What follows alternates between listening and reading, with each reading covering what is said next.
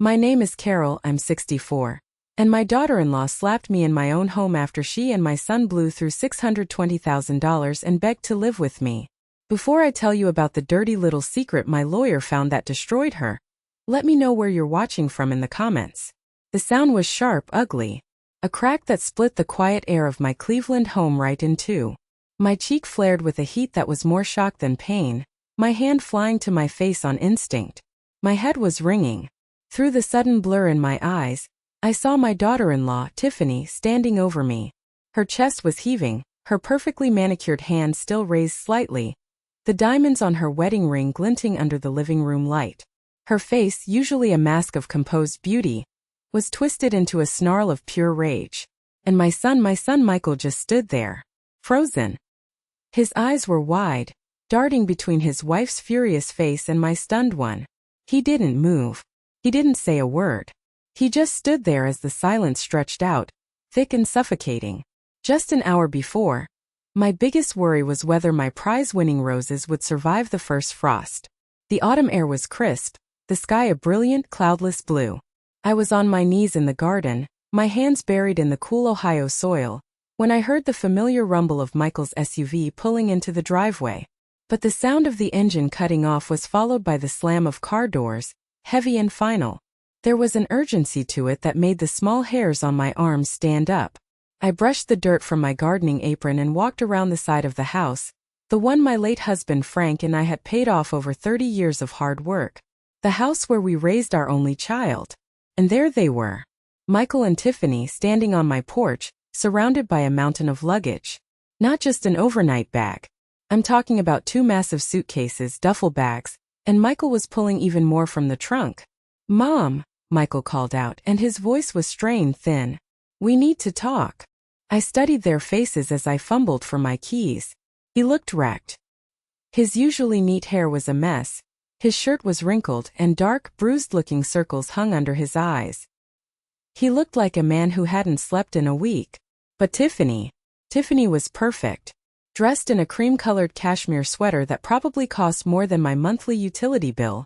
Her blonde hair styled flawlessly. She wasn't looking at me, though. Her sharp, calculating eyes were scanning the front of my modest home, from the roof to the foundation, as if she were appraising it. A cold knot began to form in the pit of my stomach. "What's going on?" I asked, my voice betraying none of the sudden fear I felt. "Is everything all right?" They followed me inside, their footsteps echoing on the hardwood floors. I led them into the living room, past the photos of Michael growing up, the pictures from our family vacations, the wedding portrait of me and Frank hanging proudly over the mantelpiece. Tiffany's eyes darted around the room, taking in my comfortable, worn furniture, my simple decorations. I saw a flicker of something in her expression. Was it disdain? Pity? Michael sank heavily into his father's old recliner, the worn leather groaning in protest. He put his head in his hands. Tiffany, however, remained standing, her arms crossed, tapping an expensive-looking boot on my rug. "I'll put on some coffee," I said, needing a moment to process the sight of all that luggage still sitting on my front porch. In the kitchen, my hands were shaking as I spooned coffee grounds into the filter. What had happened? Had they lost their jobs? Was someone sick? My mind raced through a dozen terrible scenarios, but none of them prepared me for the truth. When I returned with a tray of mugs, the silence in the living room was so thick you could cut it with a knife. I set the tray down on the coffee table Frank had built with his own 2 hands. "Mom," Michael began, his voice barely a whisper. He couldn't look at me. He just stared at his hands, twisting them in his lap. He glanced at Tiffany, who gave him a tiny, almost imperceptible nod. A signal. That's when I knew she was in charge of whatever was about to happen. He took a shaky breath. "Mom, we sold the house." The words hung in the air, heavy and poisonous. "We sold the house." For a second, my brain refused to process them. It felt like a language I didn't understand. Sold the house? Which house? It couldn't be. Not the house on Willow Street. Not the beautiful colonial with the big oak tree in the front yard. The house where I'd helped them hang drywall until my back screamed in protest. The house where I'd spent a whole summer helping them plant a garden that Tiffany never once touched. The house that was supposed to be where my future grandchildren would play. My coffee cup rattled in its saucer as I set it down. Which house, Michael? I asked, my voice dangerously quiet. He flinched, still refusing to meet my eyes. He just stared at the floral pattern on my old area rug. Our house, Mom. On Willow. The one I helped you buy? I pressed, needing to hear him say it. Needing him to acknowledge the sacrifice. The one I gave you $40,000 for? From my retirement savings? The money Frank and I saved for our future. It was a down payment assistance, Mom. Tiffany cut in, her voice sharp and impatient, as if I were a slow child. She finally sat down on the edge of the sofa, perching like a vulture ready to strike. And we're very grateful. But it was a great time to sell. The market is hot right now. The market. She was talking about the market. I felt a hysterical laugh bubble up in my throat, but I choked it down. You sold it, I repeated, the reality of it finally sinking in, cold and sharp like a shard of glass in my gut. Why? Why didn't you tell me? We just had dinner last month. Michael shifted uncomfortably in the recliner. It all happened really fast, Mom. Plans change. Plans change, I echoed his weak words. I looked from my son's defeated face to my daughter-in-law's smug one.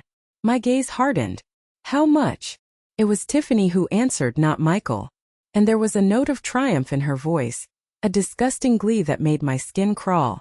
$620,000. $620,000. The number was so enormous it felt unreal. It was more money than I had seen in my entire life, more than Frank had made in the last decade of his life working at the auto plant. For a moment, the sheer size of it stunned me into silence. Maybe this was a good thing. Maybe they had a plan. A smart investment. A bigger house in a better school district. Well, I managed to say, forcing a smile that felt brittle and fake. That's a lot of money. That's wonderful. So where are you moving? Did you find a bigger place? The silence that followed was louder than any argument. It was a heavy, guilty silence that sucked all the air out of the room. Michael's face, if possible, grew even paler. Tiffany, for the first time, looked away, suddenly fascinated by a microscopic piece of lint on her cashmere sweater. That's when I knew. The cold knot of fear in my stomach twisted into a sickening certainty. Actually, Mom, Michael finally mumbled, his voice so low I had to strain to hear him. That's kind of what we need to talk to you about. He took a deep breath. We were hoping we could stay here. With you. Stay here. The words bounced around in my head, making no sense. Stay here. I repeated, certain I'd misheard. Just for a little while. He rushed to explain, finally looking up at me with desperate, pleading eyes. Just for a few months. A temporary thing until we get back on our feet. Get back on your feet? My mind was reeling, trying to connect the dots. Michael, you just told me you have over $500,000 in the bank. How are you not on your feet? What happened to the money? Another silence. This one felt different. It felt dangerous. I looked at Tiffany, whose face had become a smooth, unreadable mask. Well, she said, her voice dripping with false nonchalance as she smoothed her skirt. I had some expenses. Things I needed to take care of. What kind of expenses? I asked, my voice growing firmer. What kind of expenses cost $620,000? She let out an annoyed sigh, as if my question was the most inconvenient thing in the world. She looked at Michael, a silent command passing between them. He shrank a little under her gaze.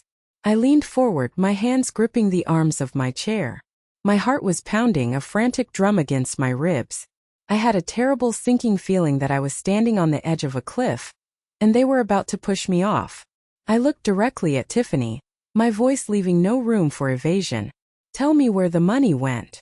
Tiffany picked up her designer handbag from the floor, a sleek leather thing that probably cost a fortune, and placed it in her lap. She opened it and pulled out a tube of lipstick, checking her reflection in a small, gold-plated mirror. The casualness of the gesture was a deliberate insult. She was showing me how little this conversation mattered to her. I told you, she said, her eyes still on her reflection. Expenses. Tiffany, I said, my voice low and shaking with a fury I was struggling to control. You don't burn through over $500,000 on expenses. Where is the money? She snapped the mirror shut and finally looked at me. All right, Carol, if you must know. I paid off my credit cards. I blinked. Your credit cards? As far as I knew, Tiffany didn't have a job. She hadn't worked a day since she married Michael 3 years ago. How much debt did you have?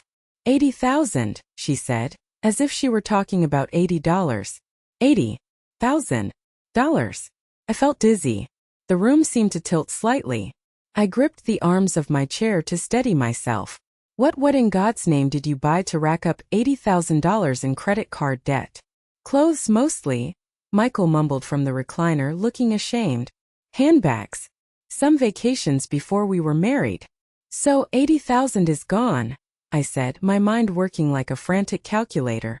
That still leaves $540,000. What happened to the rest of it? I took a spa trip to California with my sister, Tiffany continued, ticking items off on her perfectly manicured fingers. I had my car detailed, upgraded the interior, bought some new jewelry. It was a stressful time selling the house. I stared at her, speechless.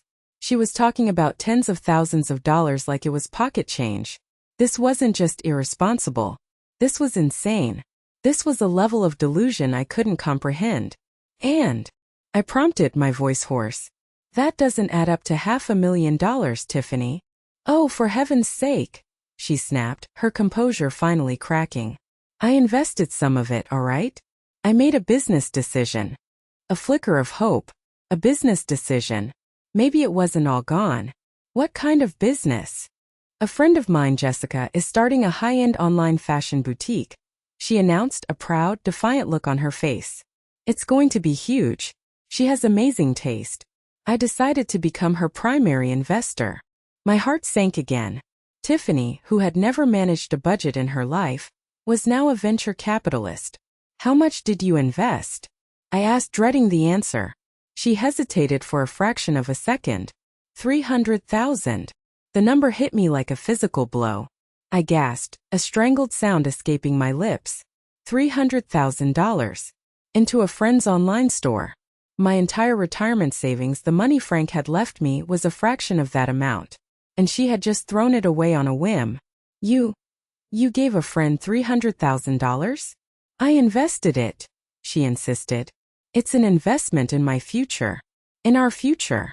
So let me get this straight, I said, my voice barely a whisper. $80,000 for your debts. Let's be generous and say another $40,000 for jewelry and spa trips. And $300,000 for this boutique. That's $420,000. There should be $200,000 left. I looked at Michael, pleading with my eyes. Tell me you put the rest in savings, Michael. Please. Michael wouldn't look at me. He just sank deeper into the recliner, as if he wanted it to swallow him whole. It was Tiffany who answered, her voice cold and final. There is no rest, Carol. It's gone. Gone. I whispered. Gone where? She rolled her eyes, the ultimate gesture of dismissal. Gifts for my family. A new car for my mother. I redecorated my sister's house as a surprise. I told you things add up. And that was it. Over $600,000 vanished into thin air. Evaporated by a woman whose only skill was spending other people's money. I looked at my son, my responsible, hard-working boy, now a homeless man who had just possessed a fortune. And I looked at this woman who had orchestrated it all. This smiling, perfectly dressed parasite who had bled my son dry. I took a deep breath, the cold, hard weight of a decision settling in my chest. I stood up from my chair. My body felt old, every one of its 64 years aching with betrayal. No, I said. The word hung in the air between us, sharp and absolute. No. Michael looked up, his face a mask of confusion. Mom? What? I said no. I repeated, my voice stronger now, fueled by a cold, clear rage. You can't stay here. The temperature in the room seemed to drop 10 degrees. Tiffany's perfectly composed face finally crumbled, replaced by a look of sheer disbelief, which quickly curdled into fury. What do you mean no? She demanded, jumping to her feet. You can't be serious. We're family. Yes, we are family, I said, looking directly at Michael. And as family, I will not stand by and enable this catastrophe you've let happen. I will not provide a soft landing for this. This train wreck. Enable. Tiffany's voice rose to a shriek. How dare you? My husband made a sound business decision. It was my money too. The money from my house. Your house. I couldn't help it, the words just slipped out. Tiffany, you never contributed a single dime to that mortgage. Michael's salary paid for that house. My $40,000 paid for that house. That is none of your business, she screamed. It became my business the second you showed up on my doorstep. Homeless. After squandering a fortune that could have secured your future for decades. I shot back. My patience was gone. The polite, diplomatic mother-in-law had left the building. Michael finally stood up, pacing frantically in the small space between the couch and the television. Mom, please don't make this harder than it has to be. We have nowhere else to go. What about your family, Tiffany? I asked, turning to her. Surely your mother with her brand new car has room for you? Or your sister, in her freshly redecorated house? Her eyes flashed with pure venom. My family relationships are none of your concern. They are now, I said, my voice rising to match hers. You have made them my concern. You spent my son's future on trinkets and whims, and now you have the audacity to stand in my living room and expect me to clean up your mess. That's when she crossed a line. You're just a bitter, jealous old woman, she yelled, her face contorted with hate. You've lived in this tiny, pathetic house your whole life. You can't stand to see someone else have nice things. You can't stand that your son loves me more than he loves you. The insult meant to wound me barely registered. All I could feel was a profound, heartbreaking sorrow for my son, who stood there and let this woman spew such poison. Get out, I said, my voice dropping to a deadly calm. Both of you. Get out of my house. Now. You can't throw us out, she sneered. We have rights. You have no rights in this house, I said. It is my property. That's when her eyes darted around the room, landing on the mantelpiece above the fireplace. They settled on the large silver-plated frame holding my favorite picture of me and Frank, taken on our 25th wedding anniversary. He had his arms around me and we were both laughing. It was the last thing I looked at every night before I went to bed. A cruel, calculating smile spread across Tiffany's face. You know, she said, her voice turning sickly sweet. You're right. We don't need your charity. She took a step toward the fireplace. Maybe we can just sell some of this old junk. Before I could react, she reached out and snatched the photo frame from the mantel. This looks like real silver. I bet we could get a few bucks for this. Something inside me snapped. A primal protective rage I hadn't felt since I was a young mother protecting her child. That frame wasn't just a thing. It was my husband. It was my marriage. It was my life. You put that down, I snarled, stepping between her and the door. Make me, she taunted, holding the frame just out of my reach. I lunged for it, my only thought to get Frank's picture back. And that's when the argument moved from words to something far uglier. The shouting match spilled out onto the front porch as she backed away from me, still clutching the frame. The screen door slammed behind us, the noise echoing down my quiet, peaceful street. My neighbors, the Millers from across the way and old Mr. Henderson next door, were outside doing yard work. They all looked up, their faces etched with curiosity and concern.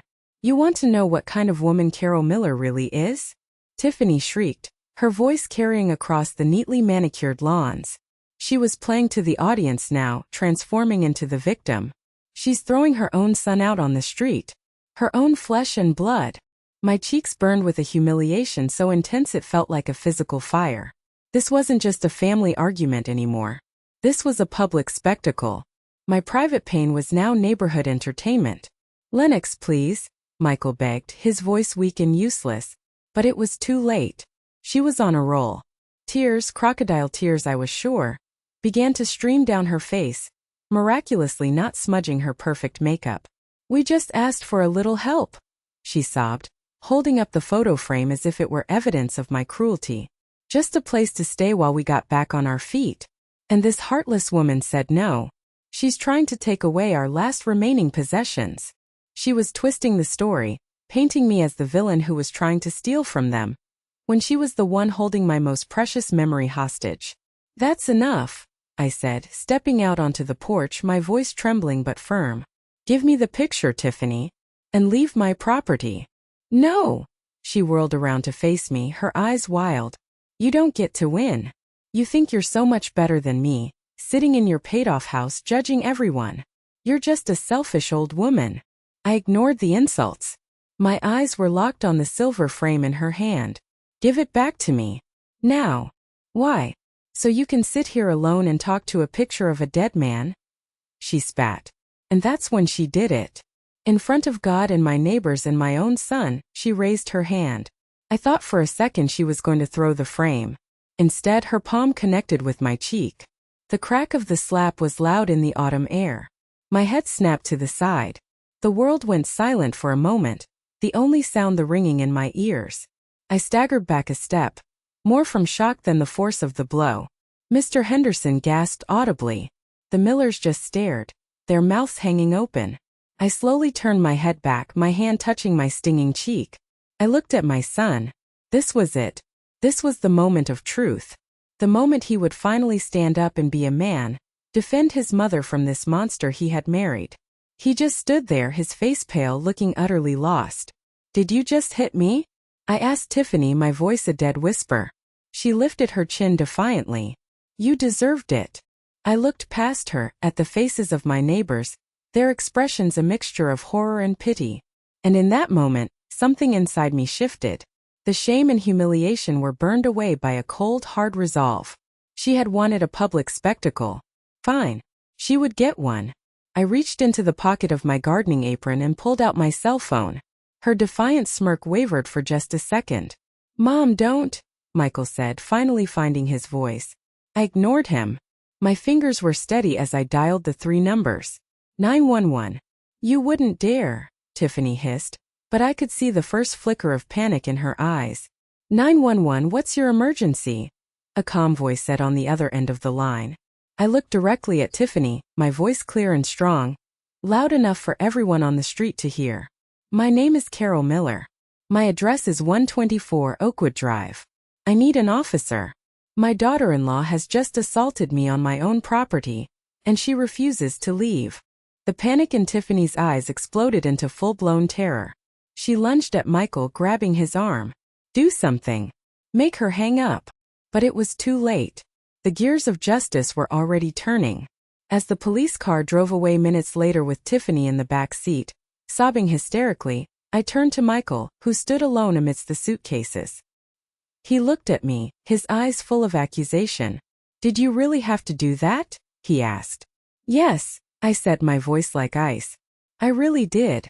I walked back into my house, closing the door on him and the mess he had brought to my doorstep. That night, as I sat alone in the quiet, the full weight of what had happened settled on me. This wasn't over. A woman like Tiffany didn't just disappear. She would be back, and she would be looking for revenge. As I was tidying up some old files in my study, my fingers brushed against a thick manila folder labeled House Purchase Willow S. A memory sparked, faint at first, then growing brighter. A memory of a lawyer's office, a stack of papers, and a specific document I hadn't thought about in years. A document that was about to become my greatest weapon. My hands trembled slightly as I pulled the folder from the file cabinet. It was thick with papers. The deed, the mortgage agreement, the inspection report.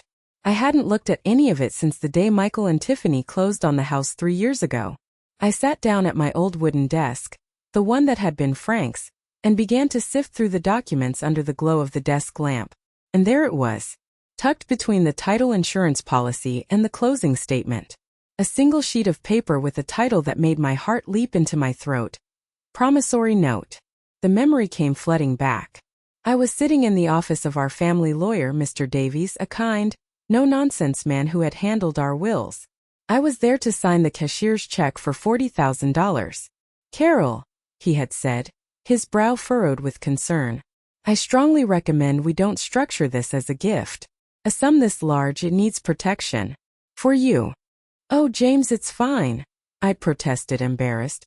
He's my son. I trust him. This is to help him and his new wife start their life. I'm sure you do, he'd said gently. But life is unpredictable. A formal loan agreement protects your interests. It makes everything clear and official. It ensures Michael understands the gravity of this help. It was actually Michael who had insisted. "He's right, Mom," he'd said, sitting next to me. "I want to pay you back. This isn't a handout. This should be official." So we had drawn it up. The terms were spelled out in stark black and white. A loan of $40,000, to be repaid at a modest 3% annual interest. Payments were to begin 1 year after the purchase date. And then the most important clause, the one Mr. Davies had insisted on. This loan is secured by the property located at 452 Willow Street, Cleveland, Ohio. The borrower agrees not to sell, transfer, or otherwise encumber the property without first satisfying the outstanding debt to the lender. They had sold the property. They had broken the contract. My mind raced. This wasn't just a family matter anymore, a case of my word against theirs. This was a legally binding document. A breach of contract. They hadn't just betrayed my trust, they had broken the law. The next morning, I dressed in my best suit, the one I saved for church and funerals. I felt a strange sense of calm as I drove to Mr. Davies' office downtown. His secretary showed me in immediately. Mr. Davies was older now, his hair completely silver, but his eyes were just as sharp. He stood up and shook my hand warmly. "Carol, it's been too long. I was so sorry to hear about Frank." "Thank you, James," I said, taking a seat.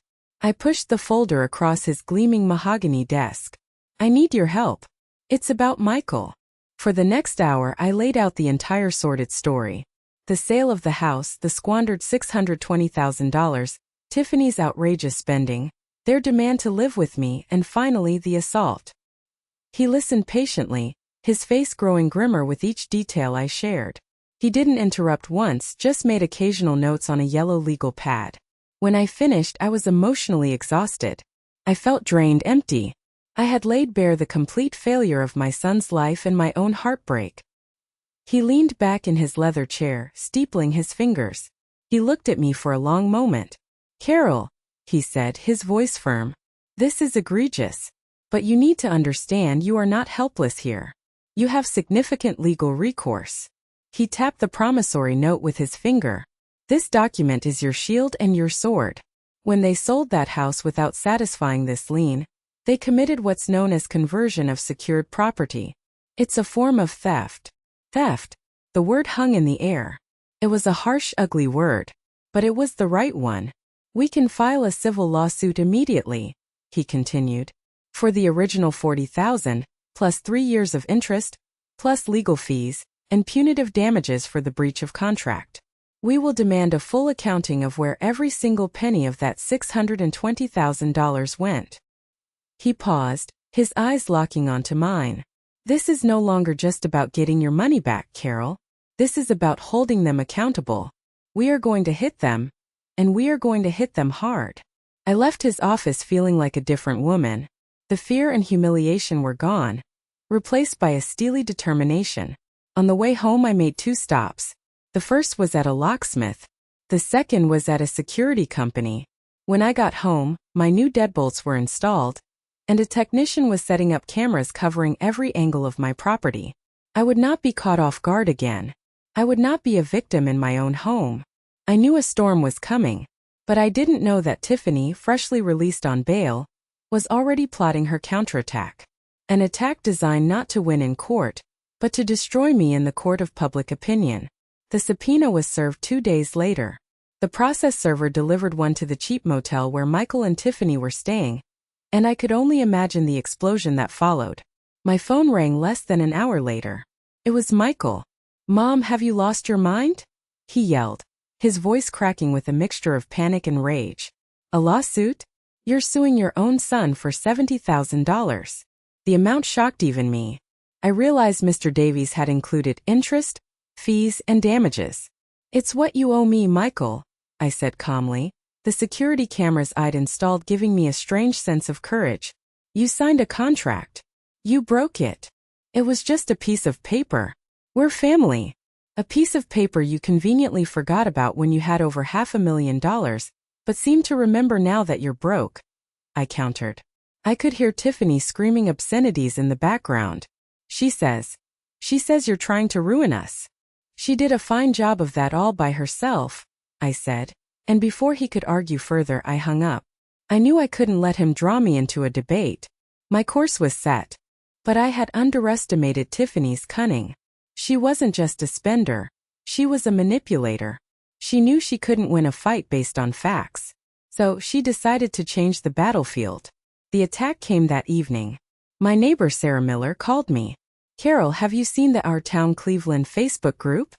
she asked, her voice hesitant. You might want to take a look." My heart sank. I wasn't very active on social media, but I had an account to see pictures of my cousin's kids. With trembling fingers, I logged on and navigated to the group page. And there it was. It was a long rambling post from Tiffany. She had used a blurry, tearful-looking selfie as the picture. The post didn't mention my name, but every single person in our small suburban community would know exactly who she was talking about. "I'm just so heartbroken and I don't know where else to turn," it began. "My husband and I have fallen on some hard times, and we had to make the difficult decision to sell our home. We asked his mother if we could stay with her just for a little while to get back on our feet. We thought family was supposed to be there for you. Instead, she threw us out like trash. She's always been jealous of my relationship with her son, and now she's using our vulnerability to try and drive us apart. She's even launched a vicious lawsuit to try and steal what little money we have left from our house sale. Money that was supposed to be for our future, for a down payment on a new home, maybe even for the college fund of the children we dreamed of having." She ended it with a flourish. "Please pray for us. It's so hard when you're being attacked by a toxic, money-obsessed family member who wants to control everything." I felt sick. The lies were so blatant, so perfectly crafted to paint her as the victim and me as the wicked, controlling mother-in-law. She even threw in the mention of a college fund for imaginary children to twist the knife. And it was working. The comments section was a sea of sympathy for her. "Oh, you poor thing. That's horrible," one woman wrote. "Some parents can't let go. Stay strong," wrote another. A few people I knew, women I'd served on the church bake sale committee with, had even liked the post. The next day the chill was palpable. When I went to get my mail, Mrs. Gable from across the street, a woman I'd shared coffee with for 20 years, suddenly got very busy with her rose bushes and wouldn't meet my eye. At the grocery store I saw two women I knew whispering and pointing at me from the end of the aisle. The post had gone viral in our small world. I was being tried and convicted on social media by a jury of my peers who only knew one side of the story. A side that was a complete fabrication. The isolation was a heavy blanket. It was a brilliant, cruel move. She was poisoning the well, turning my own community against me. She was trying to break my spirit before we ever set foot in a courtroom. That evening I sat in my quiet, secure house, the glow of the security camera monitor casting long shadows on the wall. I felt alone, besieged. For a moment, I wondered if I should just drop the lawsuit. Maybe it wasn't worth it. Maybe I should just let them go, let the money go, and try to have some peace. Then the anger returned, hot and cleansing. No, this was exactly what she wanted. She wanted me to surrender. She had slapped me in my own home. She had stolen from me. And now she was trying to steal my reputation, my good name, the respect I had earned over a lifetime in this town. I picked up the phone and called Mr. Davies. I told him about the Facebook post. He was silent for a moment. Then he said, "Good. Let her talk. Let her write a novel. Every lie she tells in public is another nail in her coffin in court. Don't you worry, Carol. We're about to find out exactly where that money went. My investigator just got his first report back. And it's even worse than we thought. Mr. Davies asked me to come to his office the next morning. This is information I need to deliver in person," was all he said over the phone, and the gravity in his voice sent a shiver down my spine. I sat across from his big mahogany desk, a cup of coffee growing cold in my hands. He slid a thin file folder toward me. "My investigator, a man named Ben Carter, is very good at what he does," he began. "He specializes in financial forensics. He started with the biggest and most ridiculous item on Tiffany's spending list, the $300,000 investment." He opened the folder. The first page was a business registration search from the Ohio Secretary of State. He searched for the business name Tiffany gave you, Jessica's Couture Closet, or something similar. He searched for any business registered to her friend Jessica Riley. He searched for any new LLCs or corporations related to online retail in the greater Cleveland area. Mr. Davies paused, letting the weight of his words sink in. Carol, there is no boutique. It doesn't exist. There is no business license. No tax ID number. No website has ever been registered under that name. It was a complete fabrication. A ghost. My breath hitched. I knew it was a foolish investment, but I hadn't dared to believe it was an outright scam. So where did the money go? He flipped to the next page. It was a copy of a bank statement. A wire transfer. $300,000, sent from Michael and Tiffany's joint account the day after the house sale closed. The recipient was not a business. It was a personal checking account in the name of Jessica Riley. The money was wired directly to her friend, Mr. Davies said, his voice grim. Ben is still digging, but his initial assessment is that this is a classic case of fraud. Tiffany and her friend likely concocted this story and split the money. I felt a wave of nausea. This wasn't just recklessness anymore. This was a criminal conspiracy.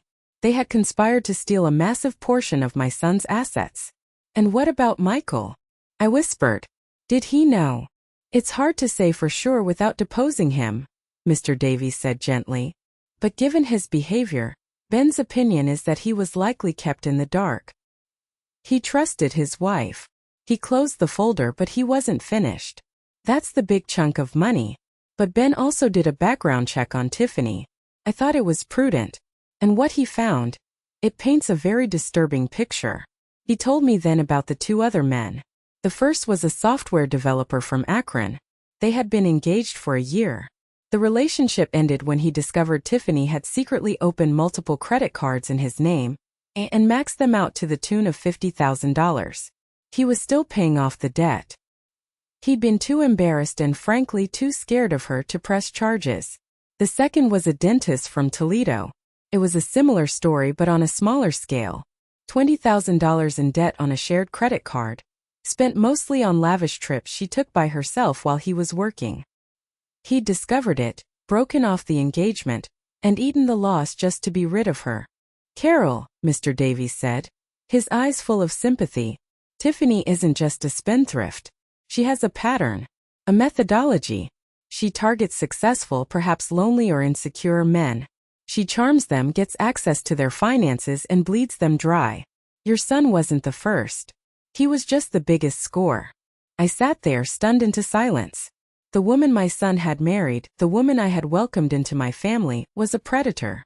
A sophisticated financial predator who had honed her skills on other victims before she finally sank her teeth into my son.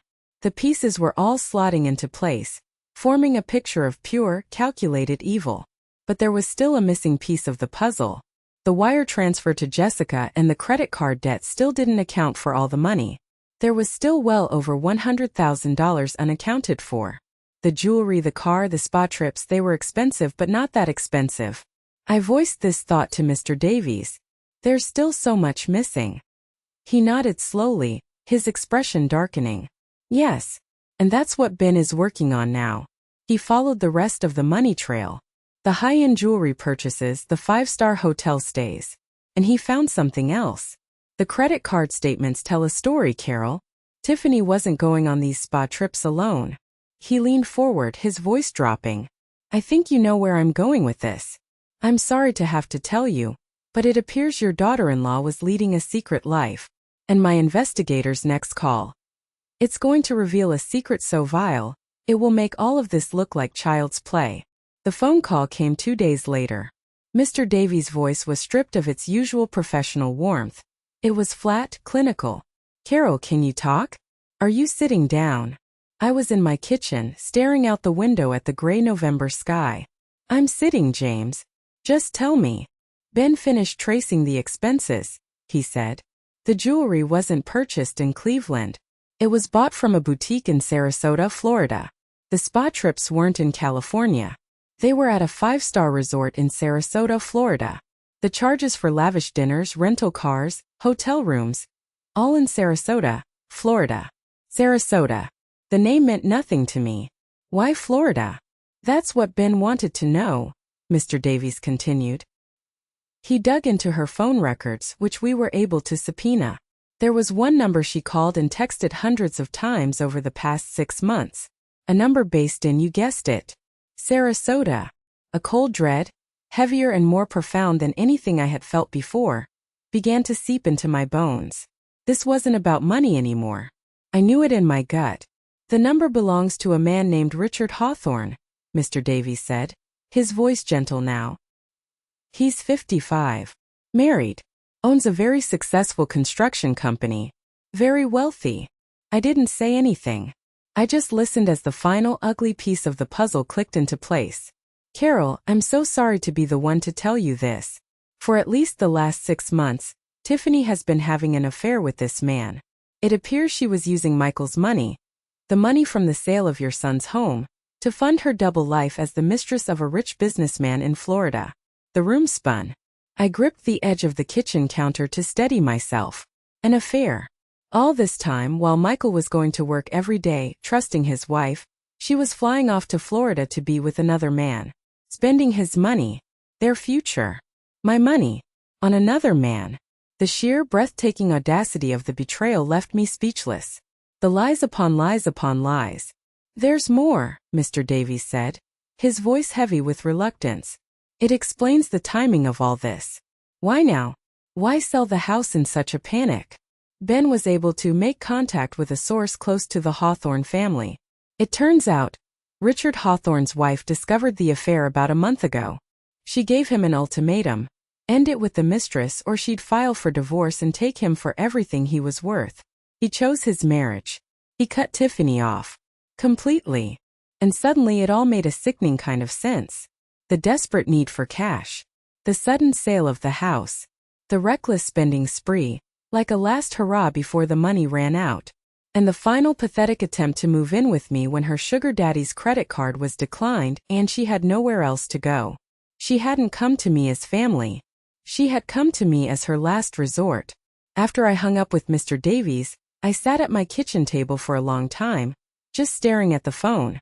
My heart ached for my son with an intensity that was physically painful. He had been betrayed in every conceivable way a person can be betrayed. Financially, emotionally, physically. He had been used, humiliated, and discarded.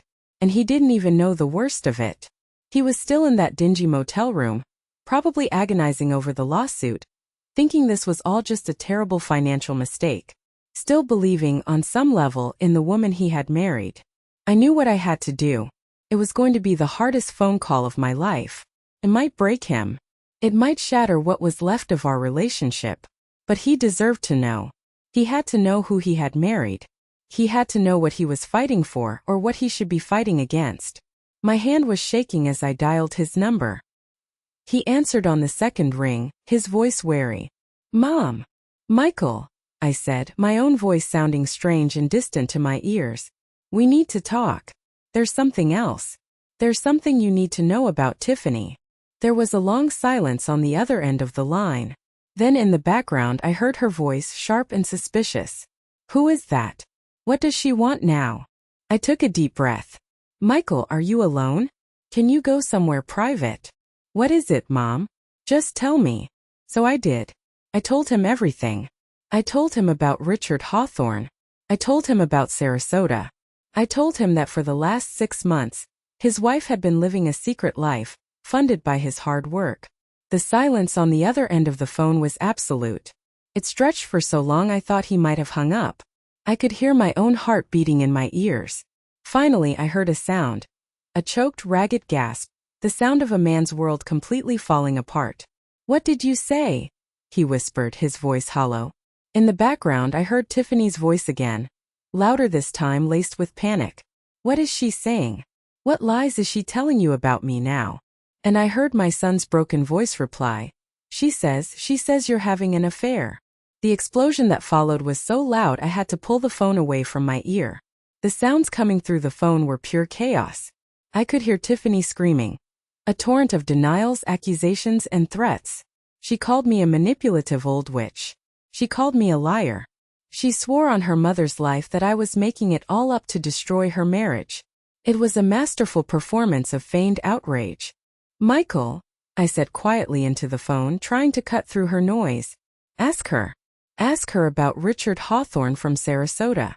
The screaming stopped abruptly. A dead, telling silence fell. I could hear muffled, frantic whispering. Then Michael came back on the line. His voice a hollow shell of what it once was. She says she doesn't know anyone by that name. He owns Hawthorne Construction, I said, feeding him the facts like ammunition. He drives a black Mercedes. His wife found out last month and made him end it. Ask her why all her credit card bills show charges for the Ritz-Carlton in Sarasota. More muffled, frantic whispering. Then, a shriek of pure rage from Tiffany, followed by the sound of something smashing against a wall. Mom, Michael said, his voice trembling. I have to go. He hung up. I didn't hear from him for 24 hours. It was the longest day of my life. I paced my house, imagining 1,000 terrible scenarios. Had he believed her? Had they patched things up? United against the common enemy, me? Had I just pushed my son away for good? The next afternoon my phone rang. It was an unknown number. I hesitated, then answered. Hello. Mom?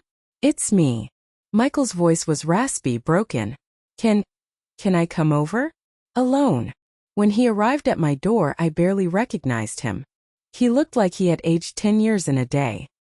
His eyes were red-rimmed and bloodshot, his face gaunt.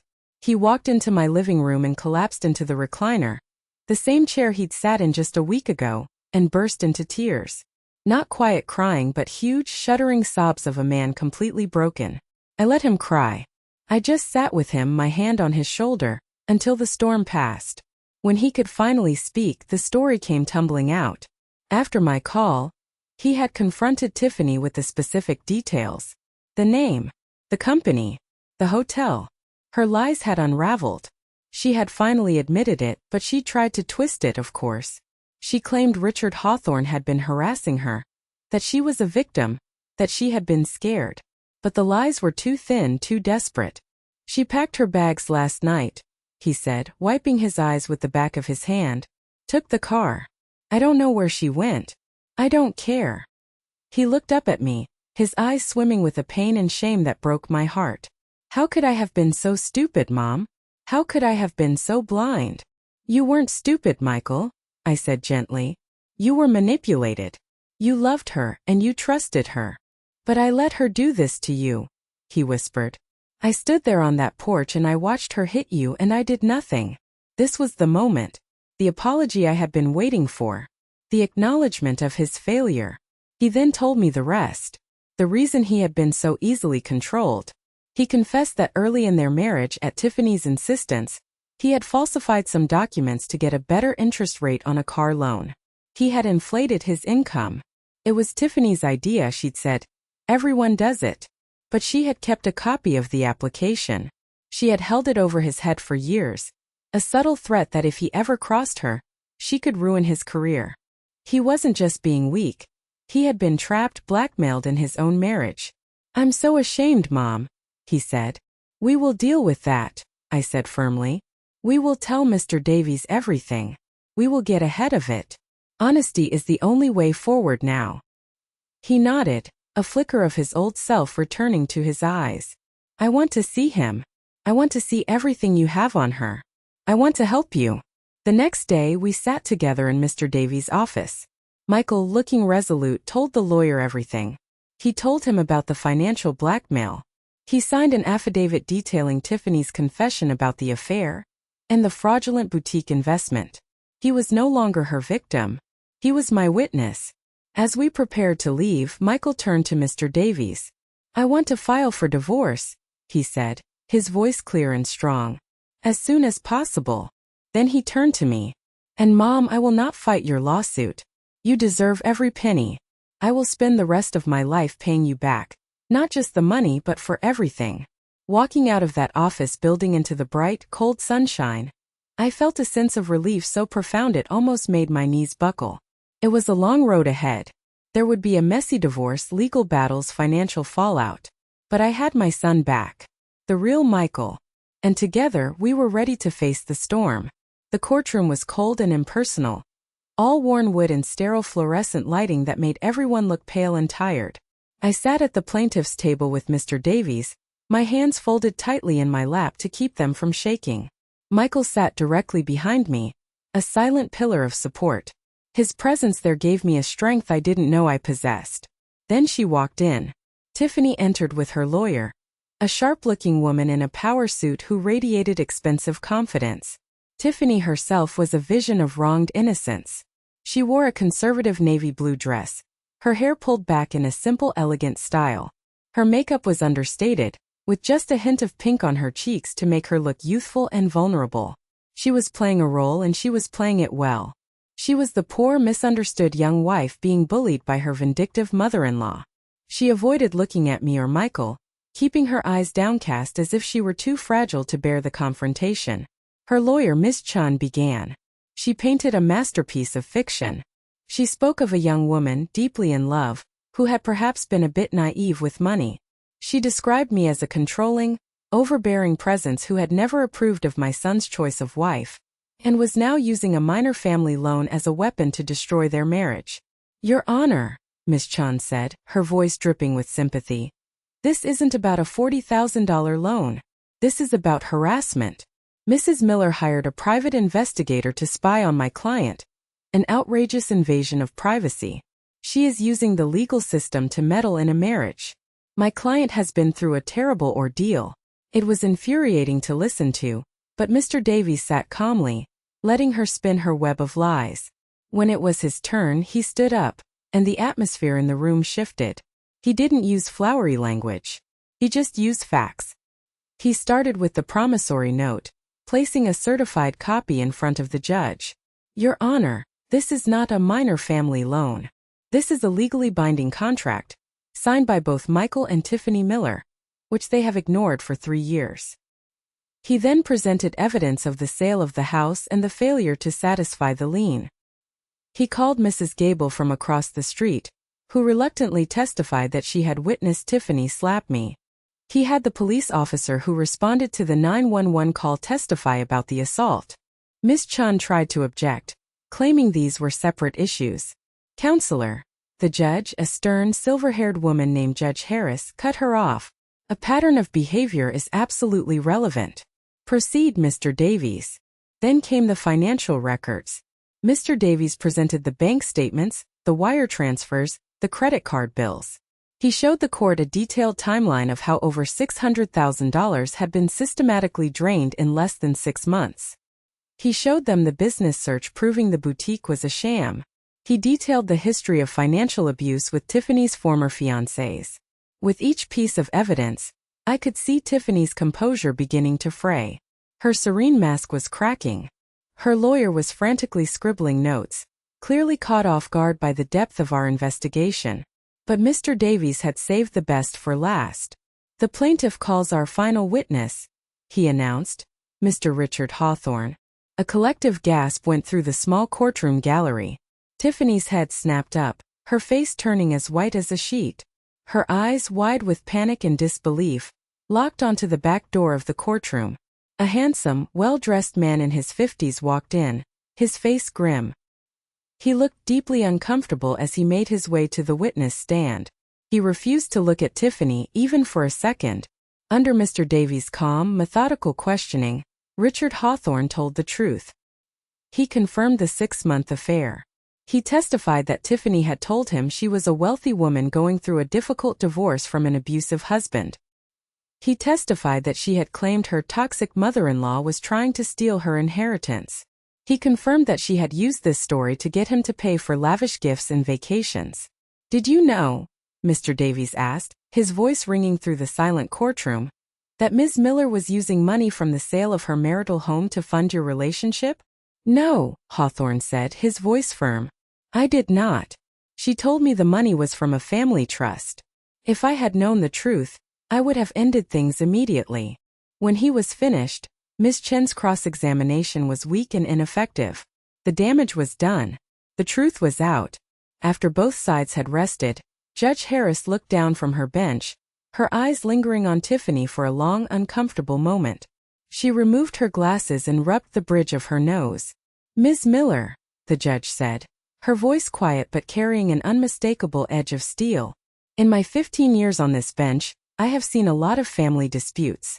I have seen a lot of financial irresponsibility. But rarely have I seen such a calculated, systematic, and malicious campaign of fraud and deception. Tiffany started to cry, the soft, delicate sobs of a practiced victim. The judge wasn't moved. "You not only stole from your husband and your mother-in-law," she continued, her voice rising with cold anger. "You did so while carrying on an extramarital affair. And then you had the gall to physically assault the woman you had wronged and play the victim in this courtroom. It is frankly appalling." The tears stopped.